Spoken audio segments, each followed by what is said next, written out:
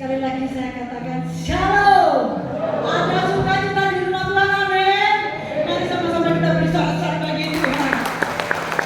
Dimana kita menyembah bersama-sama, menyukakan hati Tuhan. Di tempat ini satu hati, satu suara. Amin saudara. Puji nama Tuhan. Mari kita sama-sama berdoa. Terima kasih Tuhan, waktu dan kesempatan kami melangkah dalam rumah Tuhan. Satu hal yang kami rindukan, kami rindu memuji dan menyembah Tuhan. Dari hati kami yang mengasihi Engkau, dan Kau menemukannya di tempat ini. Ini setiap kami anak-anak Tuhan. Kami rindu memberi yang terbaik. Engkau yang sudah melayakkan setiap kami, layaklah Engkau ditinggikan, dimuliakan. Oh haleluya. Kami buka ibadah pada pagi hari ini dengan penuh ucapan syukur hanya di dalam nama Tuhan Yesus Kristus. Mari Roh Kudus, Roh Allah yang hidup, kami rindu dalam hadirat kami sama-sama memberi yang terbaik dalam nama Tuhan Yesus Kristus. Haleluya, amin. Saudara-saudara bagi Yesus Tuhan kita datang kepadanya.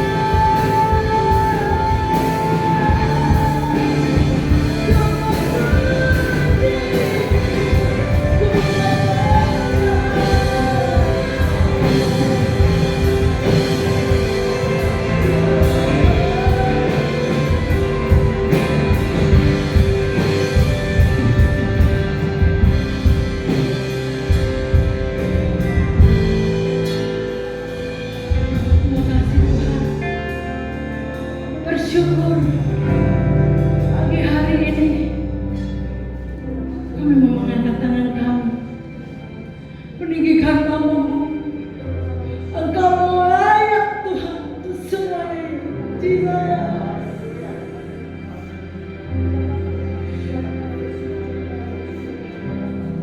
Ku tinggikan. Engkau mendengar Tuhan pujian dari anak-anak, pujian dari umat ketebusanmu Tuhan. Kami nyatakan, kami ungkapkan dalam pujian kami. Jesus.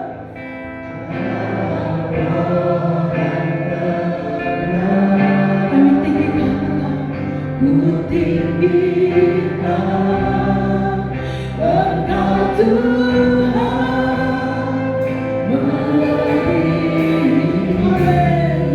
segalanya, lebih dalam dalam roh dan kebenaran. Saya mengundang kita semuanya sama-sama bangkit, saudara. Mari, ya,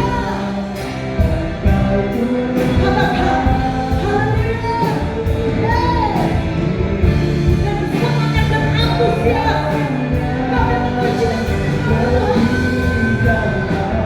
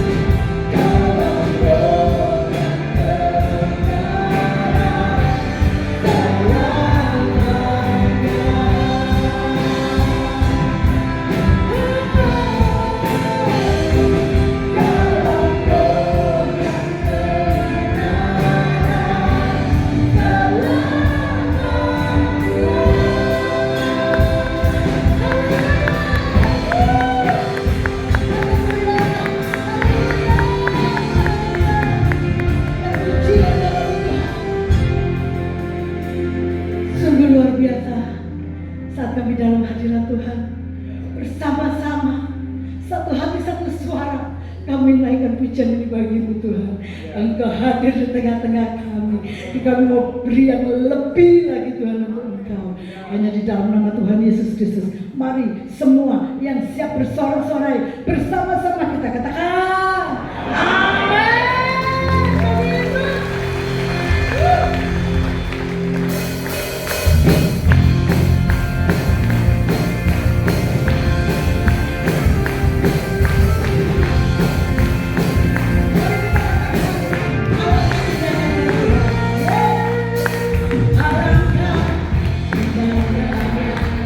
Hidup di dalam Tuhan yang maju, yang melimpah.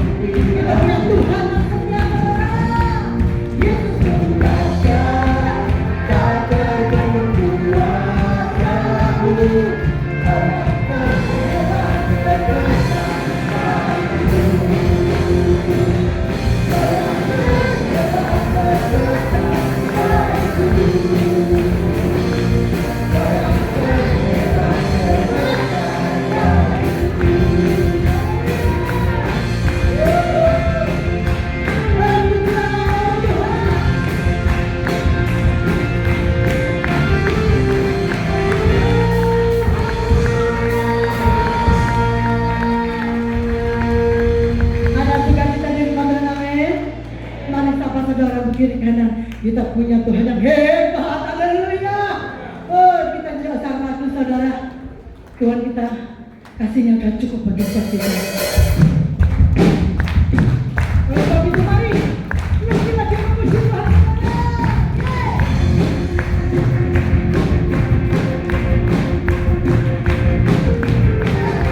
Lebih antusias lagi saudara. Haleluya, mari katakan. Terpujilah namamu Tuhan, ya Tuhan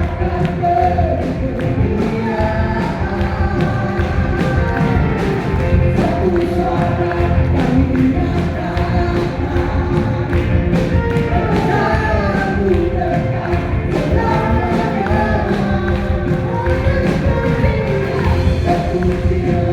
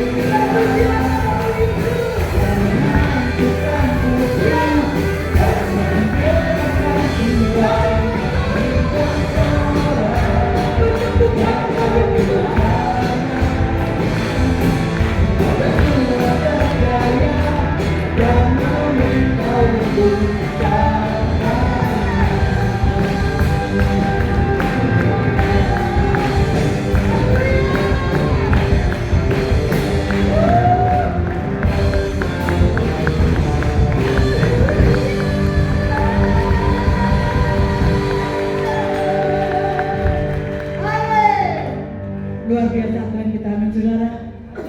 Selalu ada sukacita saat kita memuji Dia, amin. Mungkin yang saya rasakan seperti itu. Semua juga sama kan? Amin. Saya bagi Tuhan. Haleluya. Dia yang lain terima semuanya. Ku kagumi caramu mencintaiku.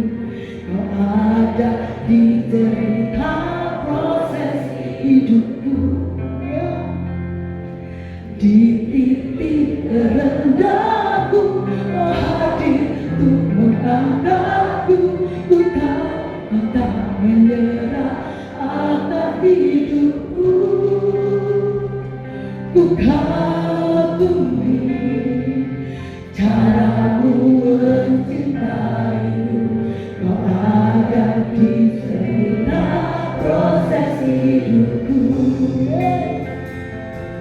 Di titik terendahku, untuk mengangkatku. Kau tak menyerah akan hidupku.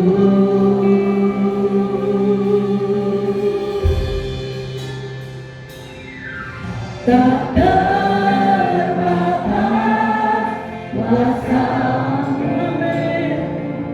Tak terduga cara-Mu, Kau yang ku andalkan di setiap langkah hidupku. Tak terbatas kasih-Mu, terima kasih Tuhan. Tak terduga cara-Mu, Kau yang ku percaya di segala musim hidupku.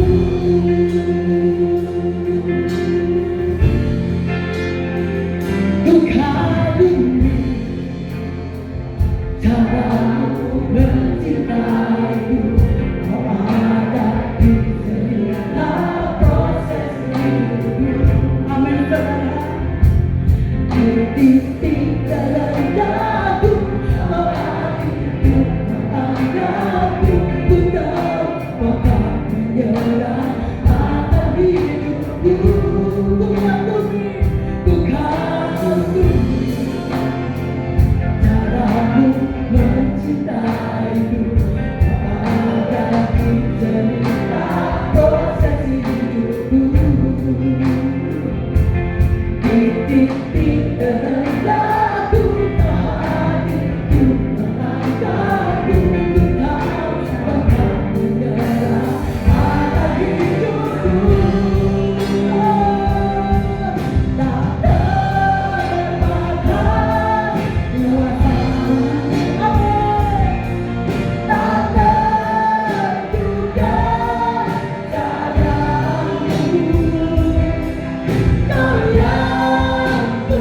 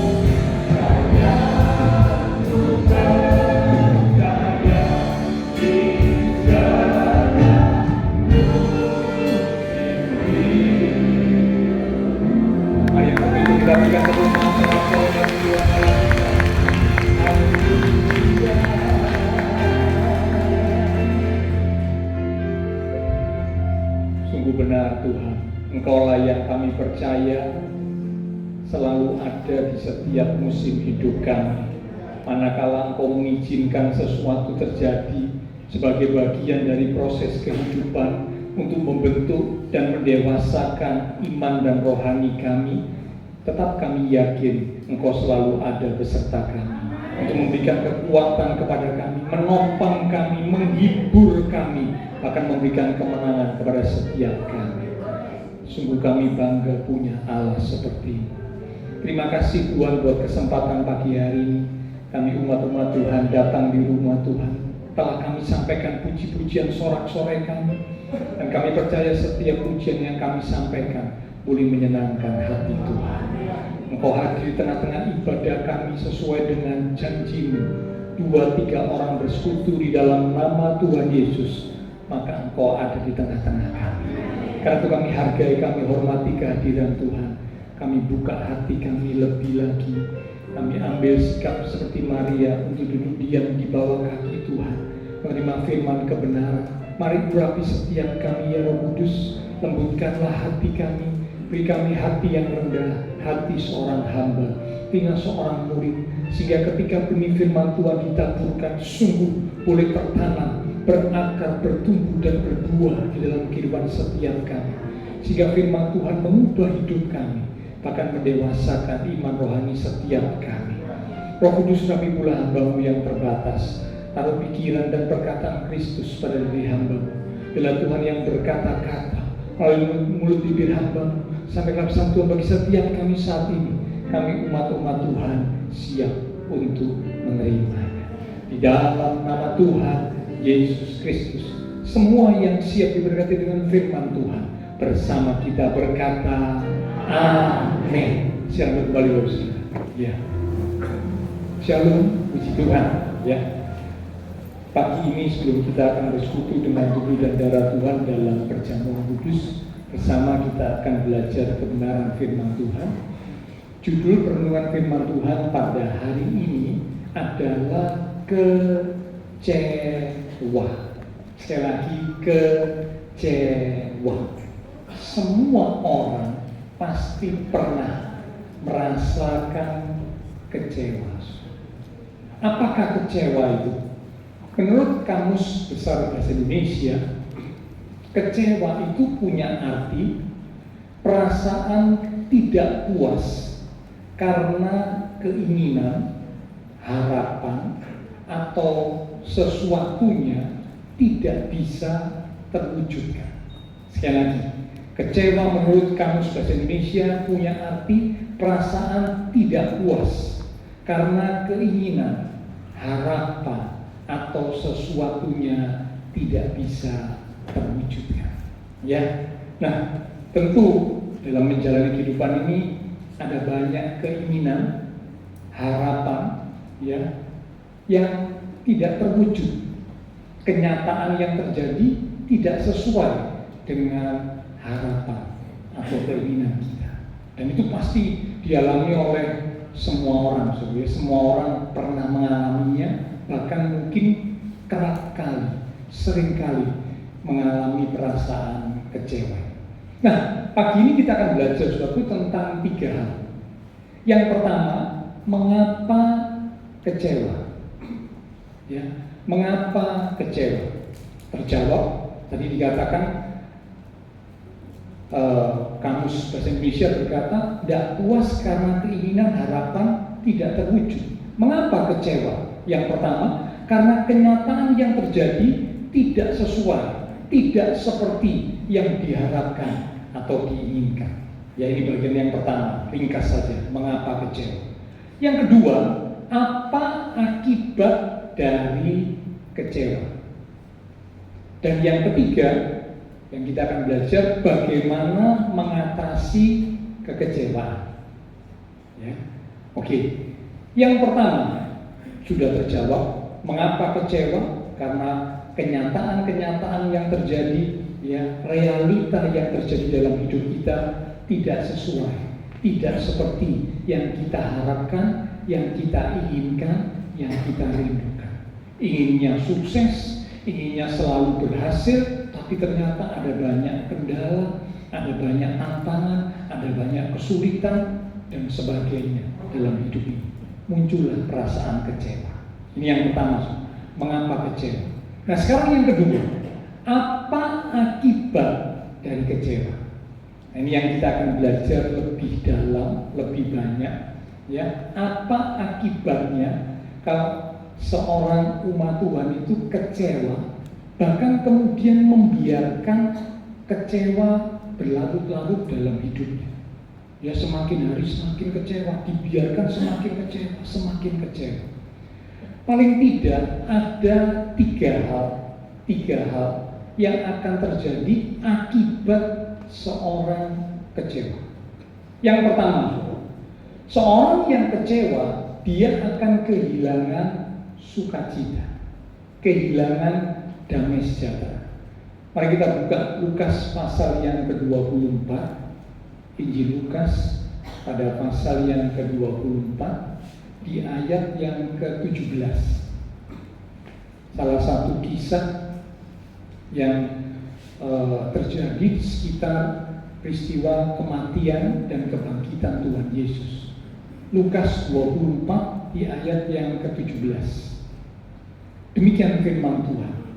Tuhan Yesus berkata kepada mereka. Siapa? Mereka ini adalah murid Tuhan, 2 orang murid Tuhan yang sedang berjalan pulang ke kampung halamannya yang ada di Emmaus. Ya.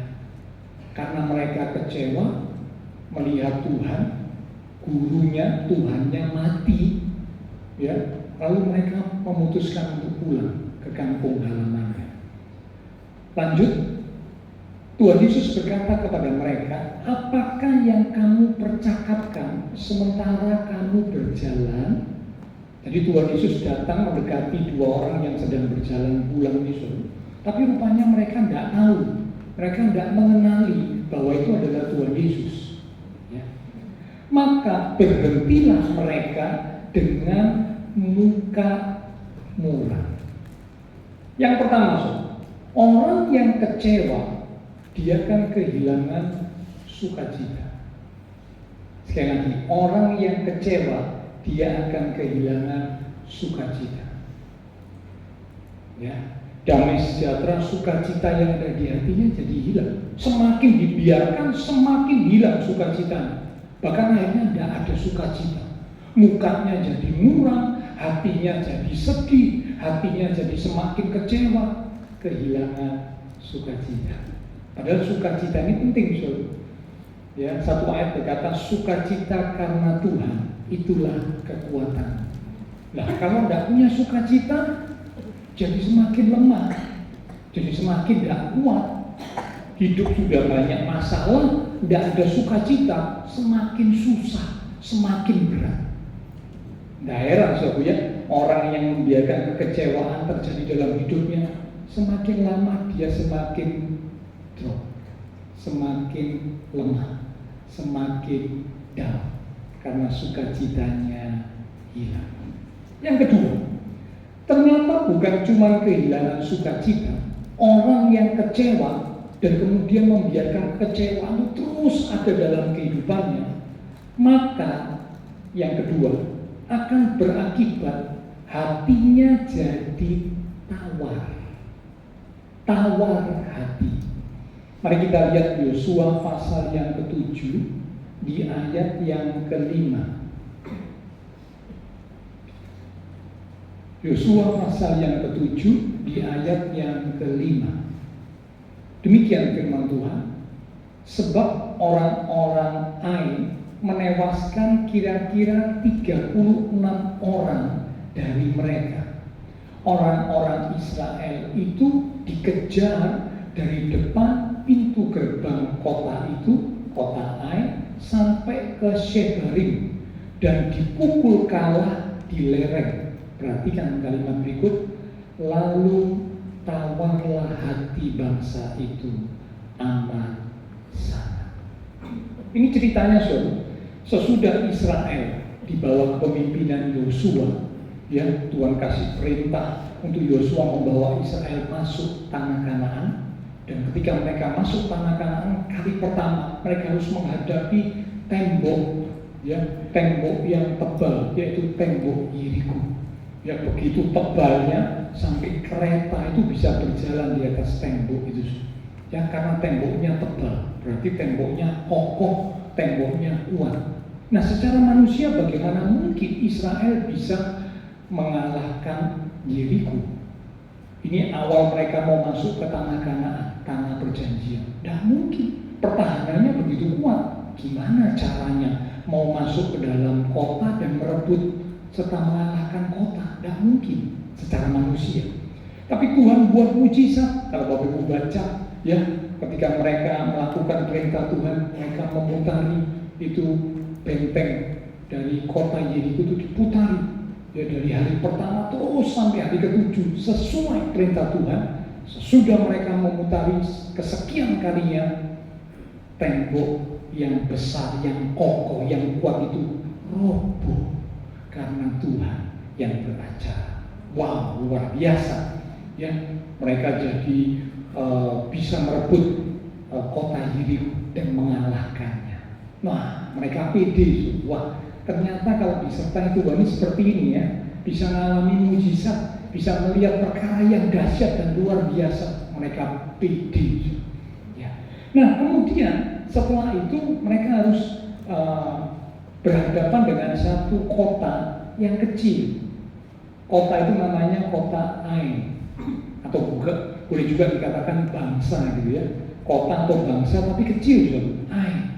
Nah, Yosua suruh mengintai. Ya, Yosua menyuruh beberapa orang mengintai kota Ai itu seperti apa. Lalu para pengintai setelah mengintai, mereka pulang, mereka kasih laporan, aduh, itu kotanya, negaranya, bangsanya itu kecil, penduduknya cuma sedikit, pertahanannya gampang, mudah dikalahkan. Sudah, kami yang berangkat cuma beberapa ribu orang, tidak usah repot-repot banyak orang, tidak usah. Karena musuhnya kecil, gampang dikalahkan. Ya, dengan PD, karena mereka tadi sudah bisa mengalahkan dan merebut kota Yeriko yang begitu kuat pertahanannya. Ini kota yang kecil dibanding Yeriko, tidak ada apa-apanya, kecil, enteng gitu saja. Karena itu mereka bilang cukup beberapa ribu orang saja, yang lain tidak usah ikut. Tapi tahukah Bapak Ibu Saudara, Tuhan tidak menyertai mereka. Mengapa? Karena ada sebuah perbuatan dari salah satu orang Israel yang bernama Akan melanggar perintah Tuhan. Perintah Tuhan waktu itu berkata, kalau sudah merebut diriku, semua barang-barang yang dimiliki musuh tidak boleh diambil. Ada yang harus dimusnahkan, ada yang harus dikhususkan, diberikan kepada Tuhan. Tapi tidak boleh diambil secara pribadi untuk diri sendiri, tidak boleh. Tapi akan melanggar firman Tuhan, akan berpikir, tidak ada yang tahu kok, saya ngambil tidak ada yang tahu kok. Memang benar, manusia tidak ada yang tahu. Waktu akan mencuri barang-barang itu, disembunyikan, dipendam dalam tanah, tidak ada yang tahu. Tapi akan lupa, Tuhan melihat.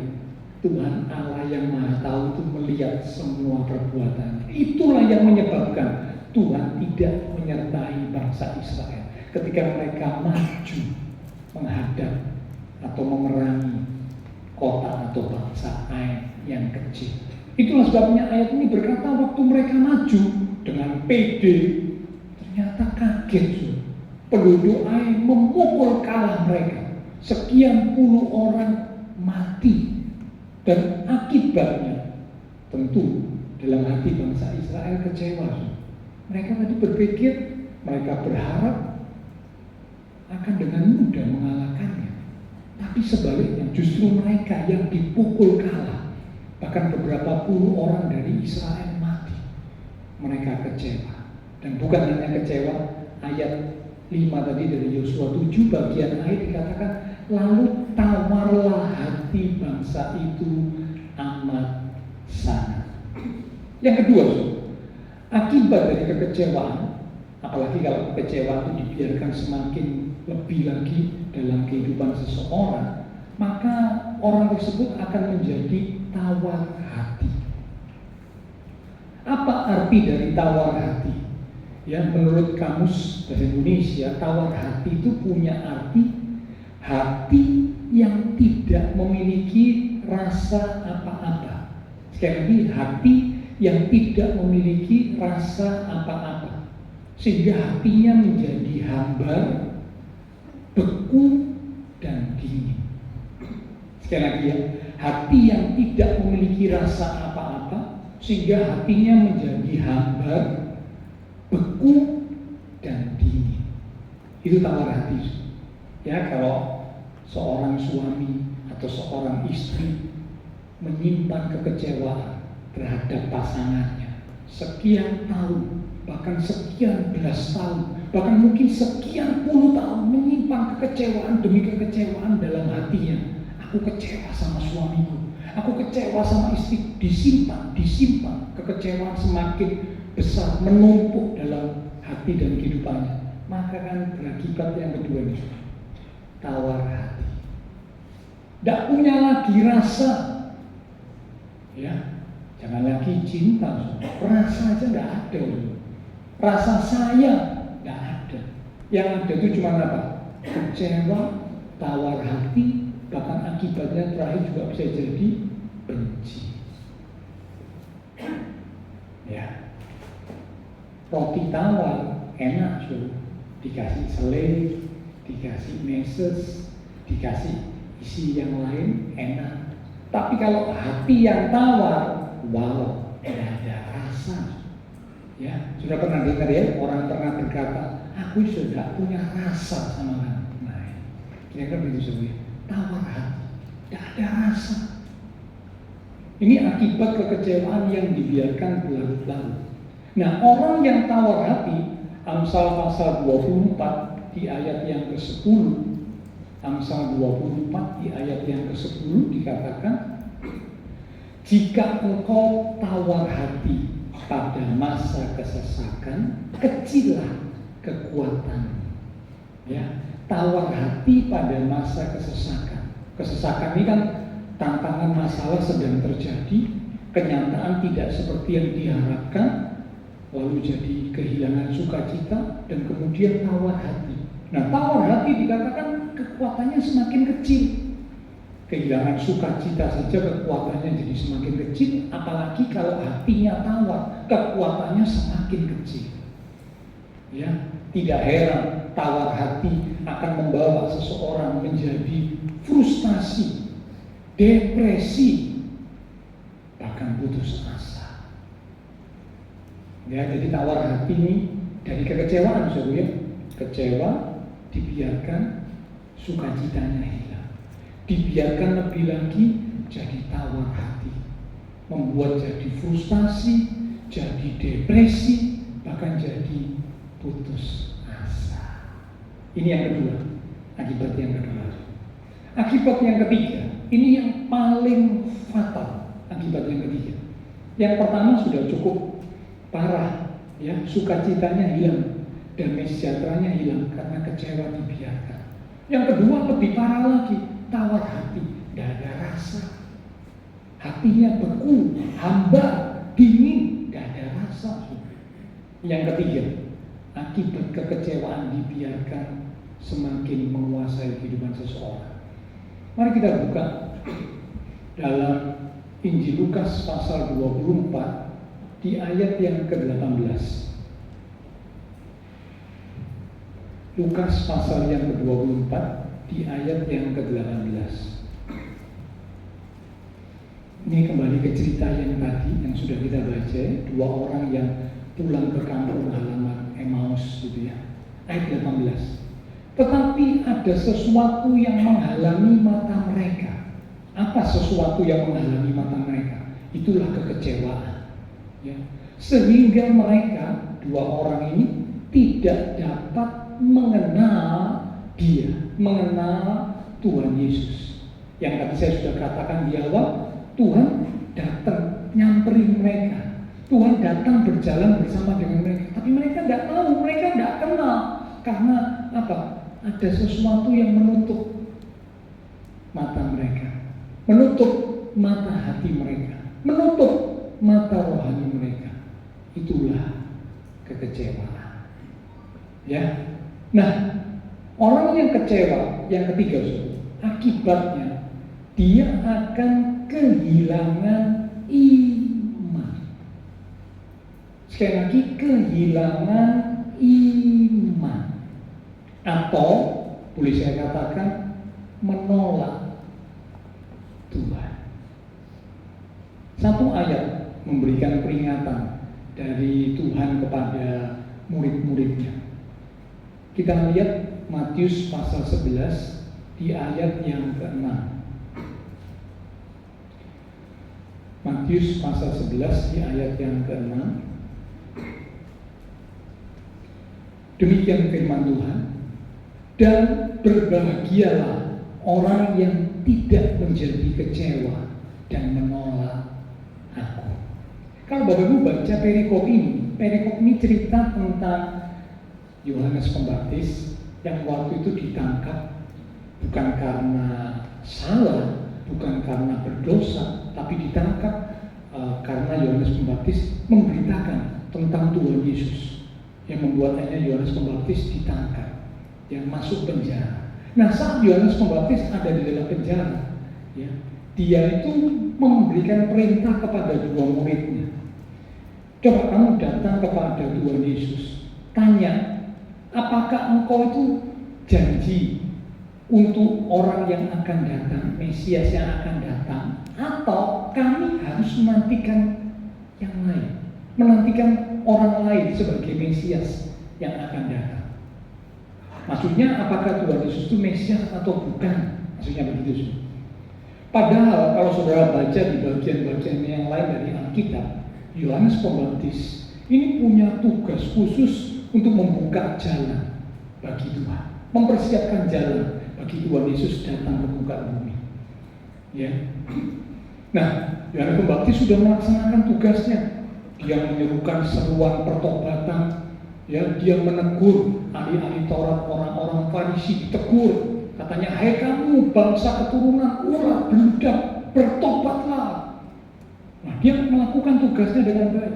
Dan ketika Tuhan Yesus ada di muka bumi, ya, Yohanes Pembaptis waktu ketemu Tuhan Yesus, Yohanes Pembaptis berkata, inilah anak domba Allah yang akan mengangkut dosa dunia. Loh, sudah tahu, sudah nunjuk kepada Tuhan Yesus. Bahkan Yohanes Pembaptis pula yang membaptiskan Tuhan Yesus. Ya, waktu Tuhan Yesus datang kepada Yohanes Pembaptis untuk dibaptis, Yohanes Pembaptis sempat berkata, Tuhan, mestinya Tuhan yang harus membaptis aku. Kok Tuhan minta aku yang membaptis Tuhan? Jangan, terbalik Tuhan. Berarti Yohanes Pembaptis mengenali ini adalah Tuhan Yesus, ini adalah Mesias yang akan datang, diutus oleh Allah untuk punya tugas yang luar biasa, menebus dosa manusia. Sudah tahu, berulang kali dalam beberapa peristiwa Yohanes Pembaptis sudah tahu, sudah sangat mengenal tentang Tuhan Yesus.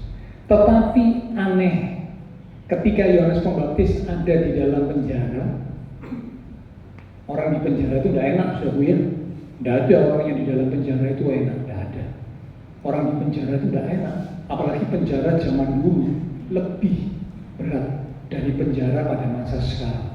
Gelap, pengap, kotor, bau, banyak binatang-binatang, serangga dan sebagainya yang bikin luka, gatel dan sebagainya. Tidak enak orang di penjara. Karena itu orang yang ada dalam penjara pasti dia ingin untuk bisa bebas. Dia berharap ada seseorang yang bisa datang menolong dan membebaskan dia, mengeluarkan dia dari penjara. Itu pasti, orang dalam penjara seperti itu, harapannya seperti itu. Nah, Yohanes Pembaptis saat ada dalam penjara, ya, dalam kondisi yang berat, kondisi yang tidak enak, kondisi yang tidak diharapkan, timbul keraguan dalam hatinya.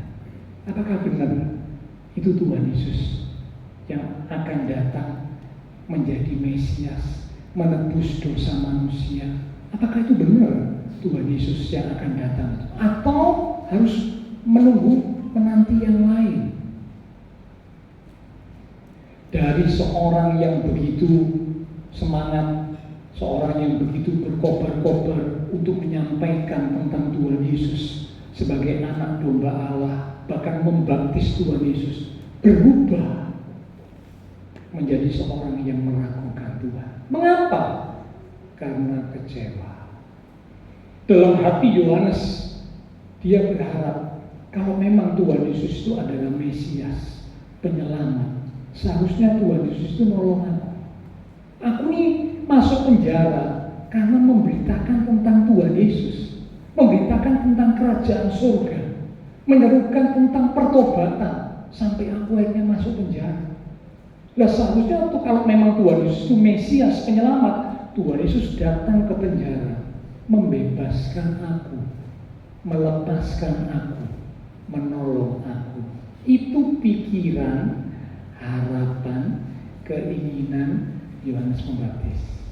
Ditunggu-tunggu, kok Tuhan Yesus tidak datang ya? Ya, kira-kira kalau Bapak Ibu Saudara dan saya jadi posisinya Yohanes Pembaptis, kita bisa mengerti sebenarnya. Pasti ada harapan seperti itu. Wong Yohanes Pembaptis yang membuka jalan bagi Tuhan Yesus, ya, merintis membuka jalan bagi Tuhan, berkata banyak tentang Tuhan Yesus, melakukan banyak hal untuk mempersiapkan kedatangan Tuhan Yesus. Lah, sekarang saat dia di penjara, hidup sulit karena tugas yang dilakukan, kok tidak ditolong? Kadang-kadang kita juga begitu ya. Kalau kita merasa saya sudah begini loh Tuhan, saya sudah lakukan ini, saya sudah lakukan itu, ya. Tapi kok doa saya nggak dijawab, ya, pertolongan tidak kunjung datang, mulailah muncul kekecewaan dalam hati kita, seperti yang dialami Yohanes Pembaptis. Ya, Yohanes Pembaptis ini orang yang diakui oleh Tuhan Yesus, dikatakan dari seorang yang pernah dilahirkan oleh wanita, tidak ada yang lebih besar daripada Yohanes Pembaptis. Itu pengakuan Tuhan Yesus. Jadi berarti Yohanes Pembaptis ini orang yang hebat, top. Ya, tidak ada yang bisa mengalahkan Yohanes Pembaptis, siapapun dia.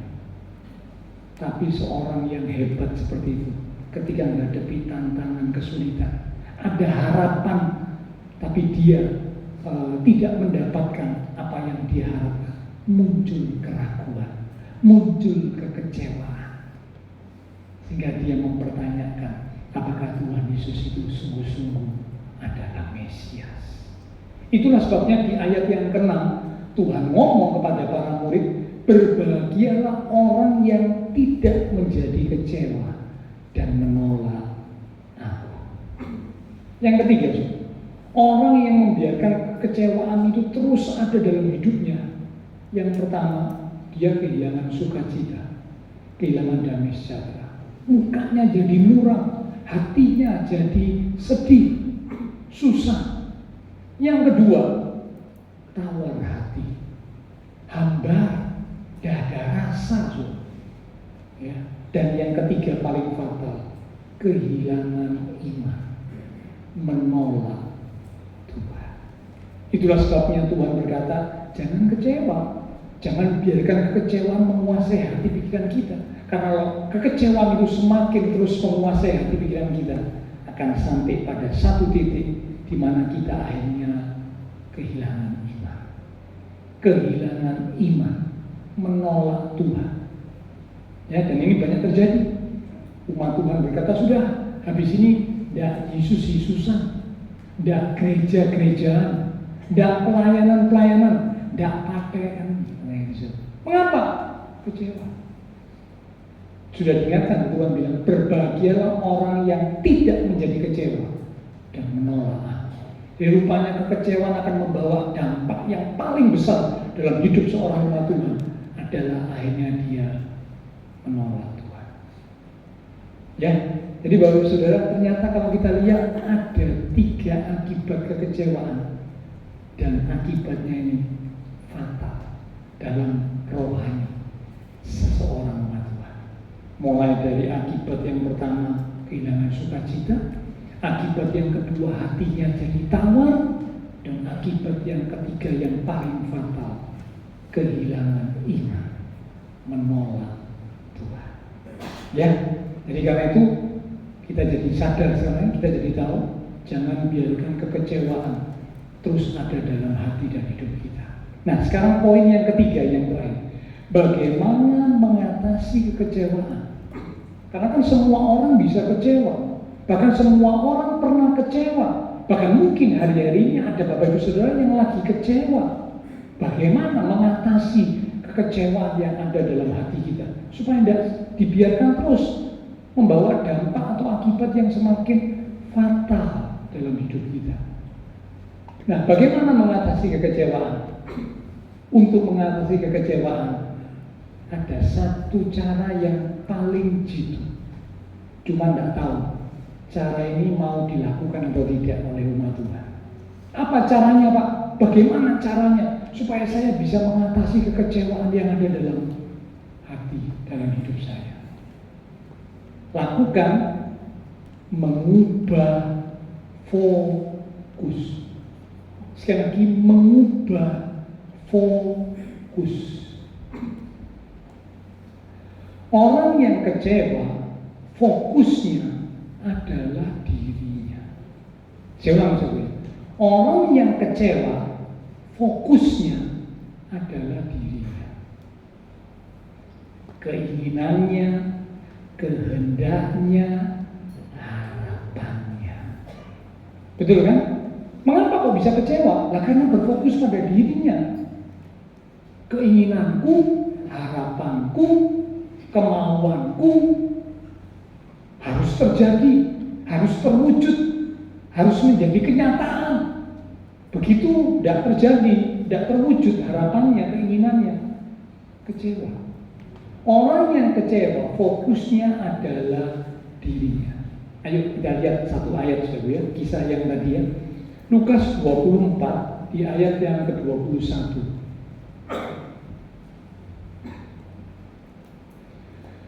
Lukas 24 di ayat yang ke-21. Padahal kami dahulu, kata kami ini 2 murid dan teman-teman murid yang lain. Padahal kami dahulu mengharapkan. Nah, fokusnya pada pikiran, pada kemauan, pada harapan sendiri ya. Padahal kami dahulu mengharapkan bahwa dialah ini bicara tentang Tuhan Yesus. yang datang untuk membebaskan bangsa Israel.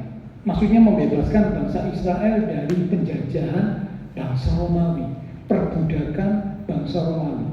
Tetapi sementara itu telah lewat 3 hari sejak semuanya itu terjadi. Jadi harapan para murid, termasuk 2 orang yang pulang ke Emmaus, ke kampung halamannya, itu adalah Tuhan Yesus itu jadi pemimpin, jadi raja yang membebaskan mereka dari penjajahan bangsa Romawi. Karena waktu Tuhan Yesus datang ke dunia, bangsa Israel ada di bawah penjajahan bangsa Romawi. Mereka tertekan, hidup mereka sulit. Nah, harapan orang Israel termasuk para murid, Tuhan Yesus membebaskan mereka. Jadi pemimpin, memimpin mereka untuk memerangi, mengalahkan Romawi, bebas dari penjajahan. Itu harapannya. Tapi tidak terjadi. Tuhan Yesusnya mati. Itulah sebabnya mereka kecewa. Jadi orang yang kecewa, fokusnya itu dirinya. Ya, coba ini Bapak Ibu renungkan. Kalau mungkin ada di antara kita yang hari-hari ini kecewa atau pernah kecewa, secara jujur kalau kita renungkan dengan baik-baik, ketika kita kecewa, fokus kita itu adalah diri kita. Betul atau tidak? Betul ya? Keinginanku, harapanku, aku kepinginnya begini, aku berharap begini, tidak terjadi. Kecewa. Fokusnya adalah dirinya. Nah, bagaimana mengatasi kekecewaan? Kita harus mengubah fokus kita. Fokus kita bukan lagi kepada diri kita, tapi fokus kita hendaknya kepada Tuhan dan firman-Nya. Saya ulang saudara. Bagaimana mengatasi kekecewaan? Karena kecewa itu fokus orang pada dirinya sendiri. Bagaimana mengatasi kekecewaan? Ubahlah fokus kita, sehingga tidak lagi berfokus kepada diri sendiri, tapi berfokus kepada Tuhan dan firman-Nya. Apa yang Tuhan mau? Itu yang jadi fokus. Bukan apa yang saya mau, bukan apa yang saya harap, bukan apa yang saya ingin, bukan. Tapi apa yang Tuhan mau, apa yang Tuhan ingin, apa yang jadi kehendak Tuhan. Diubah fokusnya. Fokus ini penting, Saudara. Fokus ini menentukan kehidupan seseorang. Saya beri contoh ya. Kalau Bapak Ibu Saudara menggunakan tangan, ya, tangan begini ya, taruh di depan muka kita, tapi jaraknya agak jauh. Kalau menurut Bapak Ibu, tangan Bapak Ibu dengan badan saya besar mana? Tangan Bapak Ibu, ini ya, pergelangan tangan dengan badan saya, dengan tubuh saya, besar mana Saudara? Pasti semua setuju, ya besar badannya Pak Gembala. Walaupun Bapak Ibu tangannya besar, ya karena mungkin gemuk, orang gemuk biasanya tangannya besar, atau mungkin sering latihan tangannya besar. Tapi sebesar tangannya Bapak Ibu yang sering latihan atau gemuk, tidak mungkin lebih besar dari badan saya, tidak mungkin. Kalau ada seorang yang punya tangan lebih besar dari badan saya, wah, itu namanya raksasa, ya. Tidak ada. Seberapa besarnya tangannya Bapak Ibu, tetap lebih besar badan saya. Tapi coba, tangan yang kecil, kalau Bapak Ibu tarik dekat dengan mata kita, maka tangan yang kecil ini bisa menutup semua yang ada di depan, termasuk nggak bisa melihat saya. Waktu ditutup ini, loh, Pak Gembala kok cuma dengar suara nih? Orangnya mana? Orangnya kok nggak ada ya? Cuman suaranya tok. Lah karena tangannya ditarik. Yang ini contoh tentang fokus. Ya, kalau fokusnya nggak benar, tangan ini sesuatu yang kecil bisa menutup seluruh pandangan kita. Karena fokusnya kepada tangan. Tapi kalau tangan ini dijauhkan, baru kelihatan, oh ternyata Pak Gembala di situ ada. Karena tangannya Bapak Ibu kan lebih kecil dari badan saya, ya. Jadi tetap kalau dijauhkan ini pasti tetap kelihatan saya. Ya. Fokus hidup itu harus benar. Kalau fokus hidup tidak benar, saudara, akan membuat hidup ini jadi kacau, jadi berantakan, jadi tidak terarah, dan tidak akan bisa mencapai garis finish dengan baik. Karena apa? Fokusnya tidak benar. Kalau mau mengatasi kekecewaan, ubah fokus kita. Yang lalu terbiasa fokus kepada diri sendiri, sekarang fokusnya harus diubah. Saya harus berfokus kepada Tuhan dan firman-Nya. Kita lihat sebentar Lukas 24 ayat yang ke-32. Lukas 24 ayat yang ke-32. Ini cerita tentang dua orang yang pulang ke kampung halaman Emmaus, gitu ya. Ayat 32. Kata mereka seorang kepada yang lain, bukankah hati kita berkobar-kobar ketika Tuhan Yesus berbicara dengan kita di tengah jalan, dan ketika Tuhan Yesus menerangkan kitab suci kepada kita? Ini dua orang yang lagi kecewa tadi, ya, karena harapan mereka tidak terpenuhi. Harapan untuk Tuhan Yesus jadi pemimpin, jadi raja yang membebaskan mereka dari perbudakan, dari penjajahan bangsa Romawi, nggak terpenuhi. Tuhan Yesusnya mati, mereka kecewa. Ya, nah Tuhan Yesus ketemu sama mereka, ngomong-ngomong. Nah, ketika Tuhan Yesus ngobrol, ngomong-ngomong dengan mereka, sharing kepada mereka, Tuhan Yesus banyak ngomong tentang kitab suci, tentang firman Tuhan, menerangkan, menjelaskan tentang firman Tuhan. Dan ayat ini berkata, dua orang itu berkata, hati kita berkobar-kobar. Padahal tadinya kecewa, tidak ada semangat, mukanya muram, tidak mengenali itu Tuhan Yesus karena kecewa. Tapi ketika Tuhan ngomong tentang firman dijelaskan, diterangkan, diterangkan, dua orang ini mengakui, bukankah hati kita berkobar-kobar. Jadi Bapak Ibu Saudara, kalau kita rindu untuk mengatasi kekecewaan dalam hidup kita, tidak ada jalan lain kecuali kita mengubah fokus kita, yang biasanya selalu tertuju kepada aku, mauku, keinginanku. Sekarang dirubah, apa maunya Tuhan, apa keinginannya Tuhan untuk hidup saya. Ya, nah lalu muncul pertanyaan, apakah Pak dengan demikian jadi anak Tuhan tidak boleh punya keinginan, tidak boleh punya harapan Pak? Kan fokusnya kepada Tuhan, berarti saya tidak boleh punya harapan. Tidak, Bapak Ibu Saudara boleh punya keinginan, boleh punya harapan. Mari kita lihat ayatnya ya, sebagai ayat yang hampir terakhir. Filipi 4 ayat yang ke-6. Filipi 4 ayat yang ke-6. Demikian firman Tuhan. Janganlah hendaknya kamu khawatir tentang apapun juga. Perhatikan kalimat yang berikut. Tetapi nyatakanlah dalam segala hal keinginanmu. Alkitab bilang dalam segala hal keinginanmu. Berarti boleh punya keinginan, boleh punya harapan, boleh. Bahkan Alkitab bilang nyatakan dalam segala hal keinginanmu. Oke, lanjut ya. Nyatakanlah dalam segala hal keinginanmu kepada Allah dalam doa dan permohonan dengan ucapan syukur. Saudara dan saya boleh punya keinginan, boleh. Tetapi waktu kita punya keinginan, kita berkata nyatakan kepada Tuhan dalam doa dan permohonan, jangan lupa dengan ucapan syukur. Dengan ucapan syukur, Tuhan, aku rindu, aku ingin, aku berharap begini.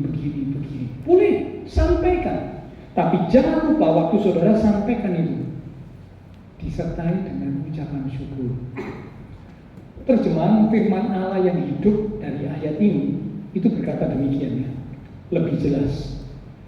Janganlah khawatir akan suatu apapun, melainkan bawalah segala sesuatu dalam doa. Sampaikan kebutuhan saudara kepada Allah, dan jangan lupa bersyukur atas jawabannya. Jangan lupa bersyukur atas jawabannya. Jadi kalau Tuhan ngasih jawaban apapun, kita disuruh untuk bersyukur. Waktu kita minta, Tuhan bilang, iya, wah gampang. Haleluya, puji syukur, sesuai harapan keinginan saya. Tapi waktu Tuhan bilang, tunggu dulu, wah kok gini ya? Apalagi waktu Tuhan bilang, tidak, waduh, kok kejam Tuhan ya? Kok jahat ya Tuhan ya? Nyatakanlah dalam segala hal keinginanmu kepada Allah dalam doa dan permohonan dengan ucapan syukur. Apapun jawabannya, tetaplah bersyukur sebab Tuhan itu baik. Amin. Tantangan, masalah, kesulitan yang kita hadapi tidak akan mengubah bahwa Tuhan itu baik. Tidak akan mengubah. Seringkali kita berpendapat, kalau saya mengalami kesulitan, Tuhan itu kurang baik. Kalau saya mengalami sesuatu yang tidak enak, kalau saya mengalami sesuatu yang saya tidak harapkan, Tuhan kurang baik. Atau bahkan ada yang berkata Tuhan itu tidak baik, Tuhan sudah berubah. Padahal Alkitab berkata, ya kalau Bapak baca di salah satu pasal di Mazmur, ya, bersyukurlah kepada Allah, sebab Ia baik, bahwasanya untuk selama-lamanya kasih dan setia. Itu diulang sampai berapa kali, so? Saya lupa ya pasal berapa, Bapak nanti bisa cari sendiri. Bersyukurlah pada Tuhan, sebab Ia baik, bahwasanya untuk selama-lamanya kasih setianya. Meskipun kita menghadapi tantangan, kesulitan, hal-hal terjadi tidak seperti yang kita harapkan, tidak seperti yang kita inginkan, itu tidak mengubah bahwa Tuhan itu baik. Ya, karena itu ingat satu ayat berkata, Allah turut bekerja dalam segala hal untuk mendatangkan kebaikan. Termasuk dalam hal yang kelihatannya tidak enak, tidak kita harapkan, yang sempat membuat kecewa. Percayalah bahwa Allah turut bekerja dalam segala perkara untuk mendatangkan kebaikan bagi kita yang mengasihi Tuhan. Ya, jadi mari ubah fokus kita. Tadi saya katakan ya cuma satu caranya, tidak ada yang lain. Dengan saudara mengubah fokus, maka berarti kita tidak memaksakan kehendak kita. Dengan kita mengubah fokus, berarti kita memilih untuk tidak kecewa. Jadi ternyata kecewa itu pilihan. Pilihan. Saudara bisa memilih mau jadi kecewa atau tidak. Itu pilihan kita. Waktu kita mengubah fokus kita, berarti kita tidak memaksakan kehendak kita dan kita memilih untuk tidak kecewa. Maka kita akan bisa mengatasi kekecewaan. Ya, dengan satu keyakinan, meskipun sekarang lagi mengalami sesuatu yang tidak diharapkan, tetap Tuhan, aku percaya Engkau turut bekerja untuk mendatangkan kebaikan bagi aku. Ayat terakhir, ini benar-benar ayat terakhir. Setelah ini pelayan mimbar, pelayan berjemaat kudus bisa maju ke depan. Kita bersiap untuk bersekutu dengan tubuh dan darah Tuhan. Ibrani pasal 12 ayat yang ke-25 bagian A. Ibrani 12 ayat yang ke-25 bagian A. Saya ajak kita baca sama-sama, ya. Ibrani 12 ayat yang ke-25 bagian A. Saya ajak kita baca sama-sama sampai dengan kata yang berfirman, lalu kita bilang amin. Ya. Jadi kita baca sama-sama sampai dengan kata yang berfirman, lalu kita sama-sama berkata amin. Semua sudah dapat Ibrani 12 ayat 25 bagian A. 2, 3. Jagalah supaya kamu jangan menolak Dia yang setuju berkata amin. Jagalah supaya kamu itu kita umat Tuhan, jangan menolak Tuhan. Mengapa menolak Tuhan? Ya karena kecewa dibiarkan itu, menolak Tuhan. Jangan menolak Tuhan. yang berfirman kepadamu. Biarlah firman Tuhan boleh jadi berkat. Kita boleh dimerdekakan, dibebaskan dari kekecewaan. Ya, kita akan datang kepada Tuhan. Silakan melayani Mbak, melayani Perjamuan Kudus. Coba satu pujian kita katakan. Inilah hidupku, ku serahkan kepadamu. Inilah hatiku, ku berikan bagimu, ku berikan bagimu. Ku tahu Tuhan rencanamu yang terbaik bagiku. Ku tahu Tuhan pengorbananmu, ku tahu Tuhan pengorbananmu yang mulia bagiku. Hanya dekat kepadamu, aku rasakan tenang. Hanya dalam hadiratmu, ku rasakan damai-Mu. Padamu ku berserah, padamu ku berserah. Yesus sumber harapanku, ku percaya padamu kemenanganku.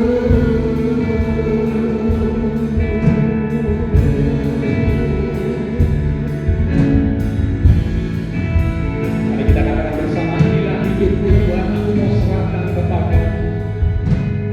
Inilah hidupku, serahkan kepadamu. Inilah hatiku, inilah hatiku.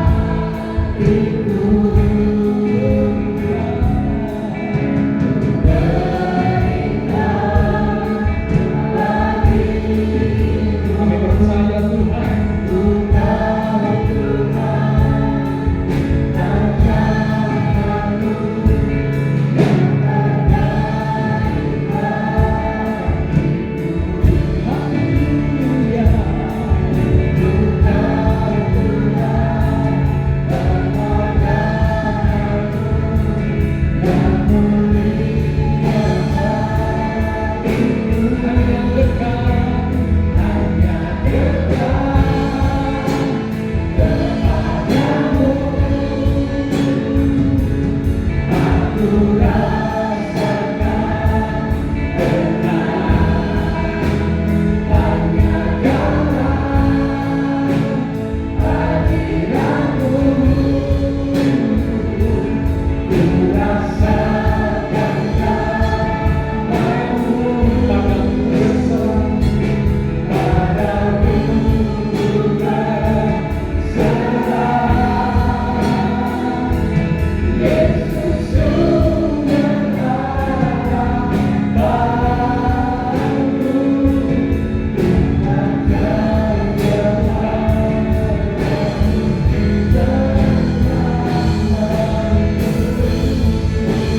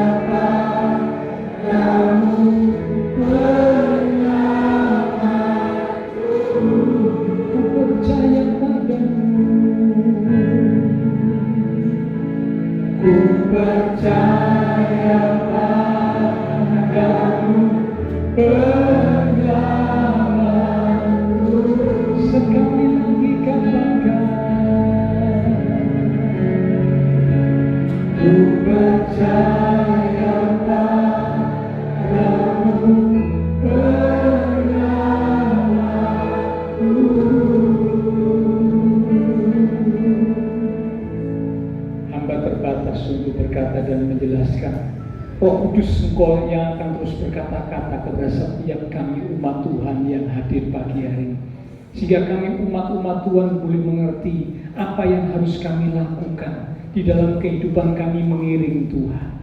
Ampuni kami kalau seringkali kami berfokus kepada diri kami sendiri, fokus kepada keinginan kami, fokus kepada kemauan kami, fokus kepada harapan kami, sehingga kami akhirnya memaksakan kehendak kami harus terjadi dalam hidup kami.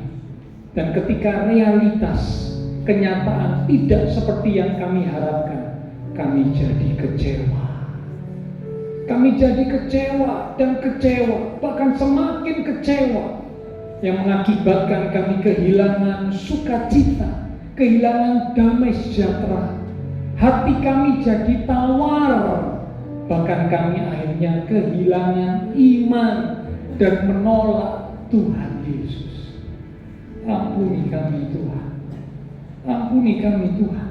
Bila sekarang kami boleh jadi umat Tuhan yang mengubah fokus kami, bukan lagi berfokus kepada diri sendiri, kepada kemauan diri sendiri, kepada keinginan diri sendiri. Tidak, tapi kami sekarang berfokus kepada Tuhan, berfokus kepada firman Tuhan, berfokus kepada kehendak Tuhan. Jikalau kami memiliki keinginan, kami sampaikan kepada Tuhan di dalam doa dan permohonan, dan tidak lupa disertai dengan ucapan syukur. Apapun jawabannya, kami tetap bersyukur sebab Tuhan itu baik. Engkau turut bekerja dalam segala perkara, bahkan perkara yang tidak enak, perkara yang sedang terjadi dalam hidup kami yang tidak kami harapkan. Engkau turut bekerja untuk mendatangkan kebaikan bagi kami. Lanjutkan terus Roh Kudus, Engkau ingatkan setiap kami, sehingga kami jadi jemaat Tuhan yang boleh semakin dewasa, jemaat Tuhan yang semakin berkenan dan menyukakan hati Tuhan. Terima kasih Tuhan, terima kasih. Sebentar kami akan bersekutu dengan tubuh dan darah Tuhan dalam pertemuan kudus. Biarlah Tuhan, kami introspeksi diri kami. Kami mohon ampun apabila ada dosa kesalahan yang sudah kami lakukan, baik lewat perkataan kami, lewat perbuatan kami, atau bahkan pemikiran kami yang tidak sesuai dengan kehendak Tuhan. Kami mohon pengampunan-Mu Tuhan. Ampuni segala dosa kesalahan kami ya Tuhan. Dan kami percaya jika kami mohon pengampunan dengan penuh kesungguhan, maka Engkau berjanji untuk mengampuni kami dan menyucikan kami dari segala dosa kami, sehingga sebentar kami dikuduskan, dilayakkan untuk kami bersekutu dengan tubuh dan darah Tuhan yang kudus. Engkau berkati roti dan anggur yang akan kami terima. Engkau mengurapi setiap hamba-hamba-Mu yang akan melayani.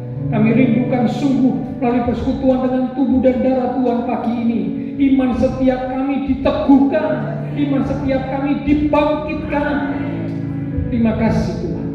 Dengan hati yang siap, kami akan menerima tubuh dan darah Tuhan yang kudus.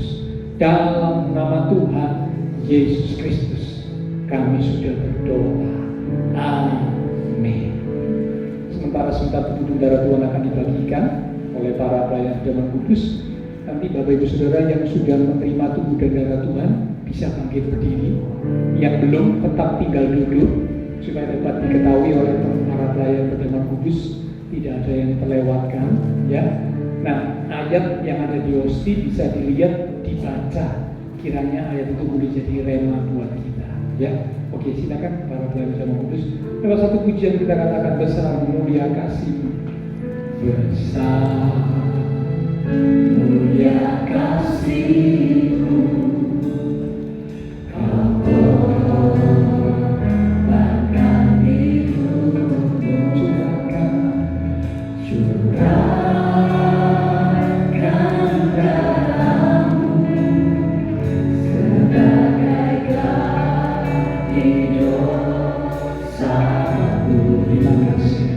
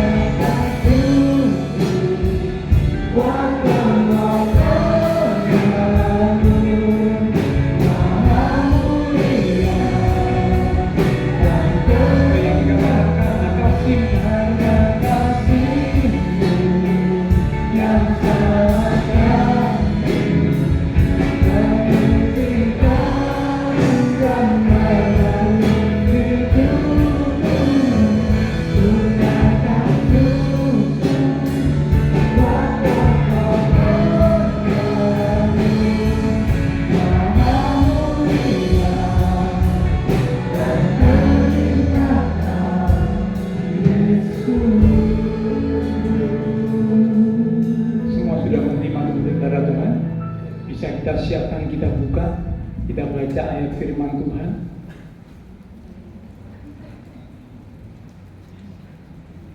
Bila ayat firman yang Bapak Ibu Saudara dan saya terima ini boleh jadi rema, menghibur kita atau mungkin menegur kita, tapi yang pasti firman Tuhan itu tidak akan pernah kembali dengan sia-sia. Mari kita akan datang kepada Tuhan.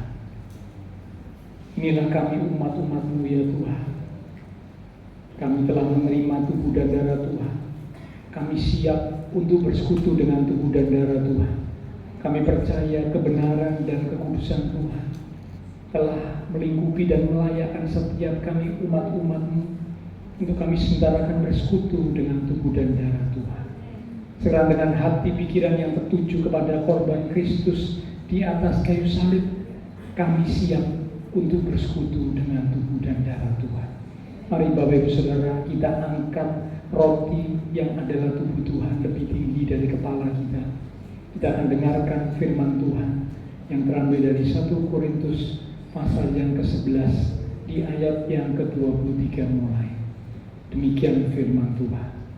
Sebab apa yang telah kuteruskan kepadamu telah aku terima dari Tuhan, yaitu bahwa Tuhan Yesus pada malam waktu ia diserahkan mengambil roti, dan sesudah itu ia mengucap syukur atasnya.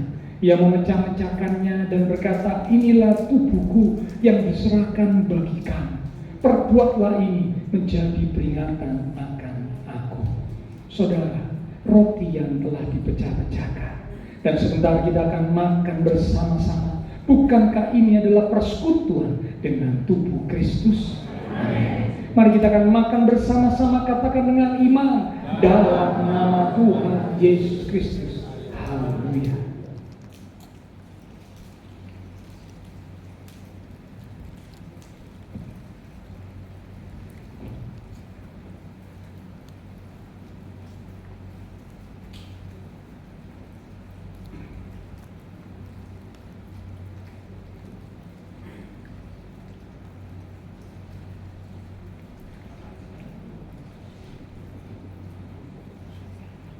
Terima kasih Tuhan. Terima kasih untuk persekutuan dengan tubuh yang dihancurkan demi untuk kami manusia berdosa. Terima kasih Tuhan. Terima kasih. Mari sekarang kita angkat cawan lebih tinggi dari kepala kita. Kembali kita akan dengar firman Tuhan. Demikian juga ia mengambil cawan sesudah makan, lalu berkata, cawan ini adalah perjanjian baru yang dimeteraikan oleh darahku, darah perjanjian yang ditumpahkan untuk pengampunan dosa. Perbuatlah ini setiap kali kamu meminumnya menjadi peringatan akan aku. Saudara, cawan yang telah kita mintakan berkat atasnya, dan sebentar kita akan minum bersama-sama. Bukankah ini adalah persekutuan dengan darah Kristus? Amin. Mari kita akan minum bersama-sama, katakan dengan iman, dalam nama Tuhan Yesus Kristus. Haleluya.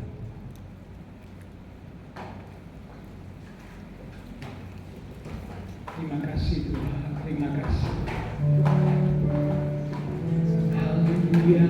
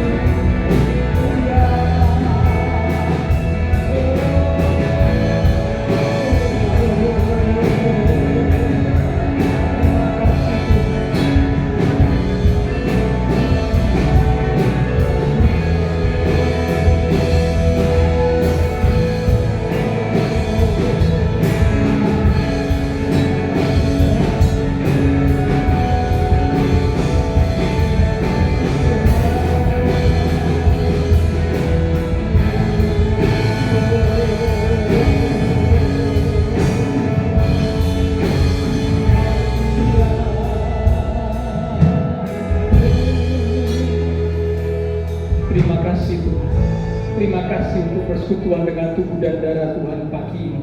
Kami percaya melalui persekutuan dengan tubuh dan darah Tuhan, maka kekuatan-Mu sudah mengalir atas setiap kami. Kekuatan yang baru dilimpahkan setiap kami, sehingga menjalani kehidupan ini kami tidak lelah, kami tidak putus asa, karena kekuatan Tuhan yang menopang dan memampukan kami. Bahkan Engkau berjanji memberikan kemenangan kepada setiap kami, pertolongan kepada setiap kami, berkat-Mu dicurahkan atas setiap kami. Kami terima dengan iman dalam nama Tuhan Yesus Kristus. Berkat-berkat secara rohani, diberkati keluarga rumah tangga, diberkati usaha pekerjaan, diberkati studi sekolah, diberkati kesehatan kami. Bahkan Tuhan berjanji menyediakan masa depan yang indah, penuh dengan pengharapan. Kami percaya Tuhan, kami pegang janji-Mu. Terima kasih Tuhan. Kami berdoa buat teman-teman seiman yang tidak bisa hadir. Tuhan menilik melawat setiap mereka. Jikalau ada mereka yang sakit, pulihkanlah kekuatan, kesehatan, kesembuhan di dalam nama Tuhan Yesus Kristus. Oleh bilir Tuhan Yesus, yang sakit disembuhkan, yang lemah dikuatkan, yang susah dihiburkan. Bahkan yang sedang menghadapi masalah pergumulan, dengan iman kami tetap menantikan Engkau Tuhan, yang pasti Engkau akan menyatakan pertolongan-Mu tepat pada waktunya. Semua yang sudah melayani persembahan yang dipersembahkan, apapun yang dilakukan setiap umat Tuhan, karena mengasihi Tuhan, Allah sumber segala berkat, memberkati kembali. Terima kasih Tuhan. Kami berdoa memberkati bangsa negara kami Indonesia, pemimpin-pemimpin bangsa kami, kota kami Surabaya, bahkan juga tetangga lingkungan sekitar gereja Tuhan. Memberkati setiap jemaat Tuhan yang berulang tahun sepanjang minggu ini, dengan pertambahan usia yang Tuhan beri, membawa kami semakin dekat Tuhan, semakin cinta Tuhan, semakin sungguh-sungguh di dalam Tuhan. Terima kasih Tuhan. Setelah selesai ibadah, kami akan berpisah satu dengan yang lain, kembali ke aktivitas kami, kembali ke keluarga rumah tangga kami. Biarlah segala berkat, anugerah, damai, sukacita yang melimpah dari Allah Bapa Surgawi, kasih Tuhan Yesus Kristus, dan persekutuan dengan kuasa Roh Kudus akan terus mimpin menuntun langkah kehidupan setiap kita. Itu terus kita sekalian mulai pagi ini sampai Maranatha Tuhan Yesus datang kembali. Di dalam nama Tuhan Yesus Kristus, semua yang percaya diberkati Tuhan. Mari bersama dengan iman kita berkata, amin. Tuhan berkati kita sekalian.